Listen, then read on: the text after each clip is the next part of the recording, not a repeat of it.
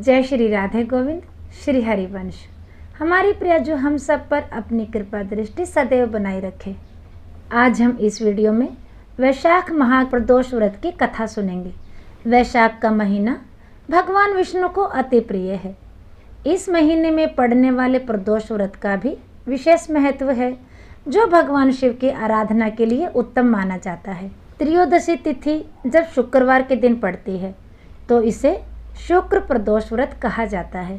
तो आज हम इस वीडियो में पहले प्रदोष व्रत का महत्व जानेंगे, उसके बाद प्रदोष व्रत की व्रत कथा सुनेंगे। धर्मशास्त्र अनुसार प्रदोष अथवा त्रयोदशी का व्रत मनुष्यों को संतोषी एवं सुखी बनाता है। इस व्रत के पुण्य प्रभाव से सुहागिन स्त्रियों का सुहाग अटल रहता है। सुत जी के कथा अनुसार त्रयोदशी तिथि का व्रत करने वाले को 100 गाय दान करने का फल प्राप्त होता है। इस व्रत को जो विधि विधान और तन मन धन से करता है, उसके सभी दुख दूर हो जाते हैं। प्रदोषो रजनी मुखम यानी रात्रि के आरंभ होने की बेला को प्रदोष नाम से संबोधित किया जाता है। रात्रि भगवान शिव को विशेष प्रिय है और प्रदोष का अर्थ है रात्रि का आरंभ। इसलिए त्रयोदशी तिथि का व्रत यानी कि प्रदोष व्रत आप उस दिन करें जिस दिन शाम के समय त्रयोदशी तिथि मिल रही हो, क्योंकि त्रयोदशी तिथि की व्रत की पूजा यानी कि प्रदोष व्रत की पूजा शाम के समय ही की जाती है। प्रदोष व्रत महीने में 2 बार आता है, एक कृष्ण पक्ष में, एक शुक्ल पक्ष में। इस व्रत को स्त्री और पुरुष दोनों ही कर सकते हैं।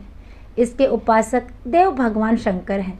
इस व्रत को करने से व्यक्ति के जीवन में सुख, समृद्धि, सौभाग्य और प्रेम बढ़ता है। प्रदोष व्रत जीवन में आने वाले कष्टों, दुखों और बाधाओं से मुक्ति दिलाने वाला है। इस व्रत को करने से घर में सुख, शांति और खुशहाली बनी रहती है। उपवास और भगवान शिव के ध्यान से मन शांत होता है और आत्मा शुद्ध होती है।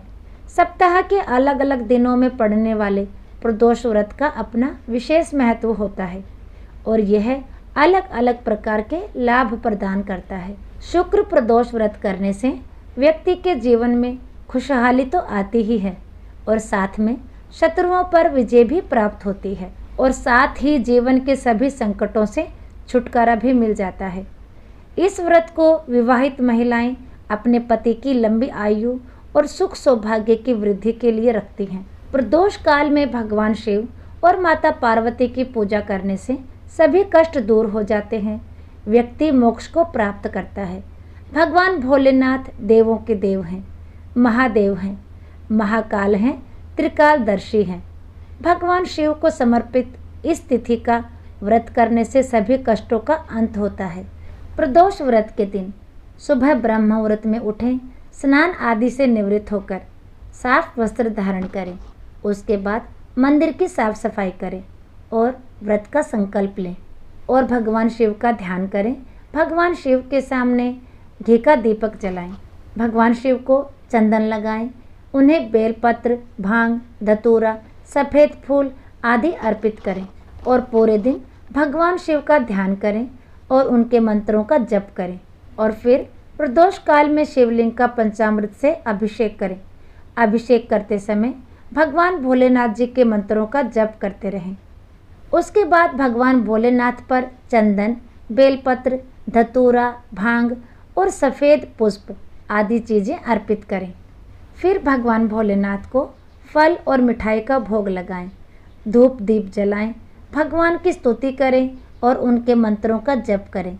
उसके बाद शुक्र प्रदोष व्रत कथा अवश्य ही पढ़नी या सुननी चाहिए, क्योंकि किसी भी व्रत में अगर कथा ना सुनी जाए या ना पढ़ी जाए तो उस व्रत को अधूरा माना जाता है। उसके बाद भगवान शिव और माता पार्वती की आरती करें।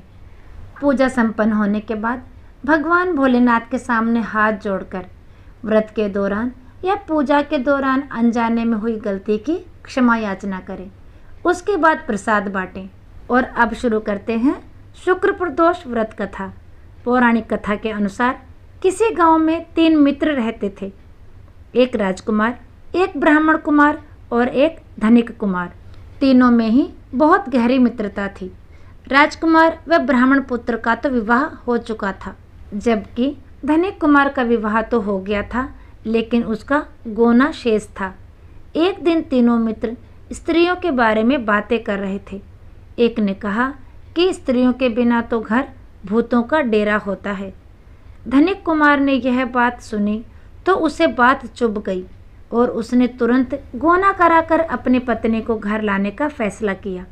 उसने गोना कराने के लिए अपने माता पिता से कहा तो माता पिता कहने लगे कि बेटा, अभी शुक्रदेव अस्त हैं, शुक्रदेव डूबे हुए हैं, ऐसे में गोना कराना शुभ नहीं होगा। लेकिन वह नहीं माना और ससुराल पहुंच गया। वहां पर भी लोगों ने उसे समझाने का प्रयास किया, लेकिन वह जिद पर अड़ा रहा। उसकी जिद देखकर कन्या के माता पिता ने अपनी पुत्री के साथ उसे विदा कर दिया। जैसे ही बैलगाड़ी पर सवार होकर नगर से बाहर निकले, वैसे ही बैलगाड़ी का एक पहिया टूट गया और बैल की भी एक टांग टूट गई। बैलगाड़ी से गिरने पर धनिक कुमार को और उसकी पत्नी को भी चोट आई, लेकिन वे किसी प्रकार चलते रहे। कुछ दूर जाने पर कुछ डाकुओं ने उन पर हमला कर दिया और उनके पास जितना भी धन आभूषण थे वे सब कुछ लूट कर ले गए। जैसे तैसे कर वे दोनों अपने घर पहुँचे तो वहाँ पहुँचते ही धनिक कुमार को सांप ने डस लिया।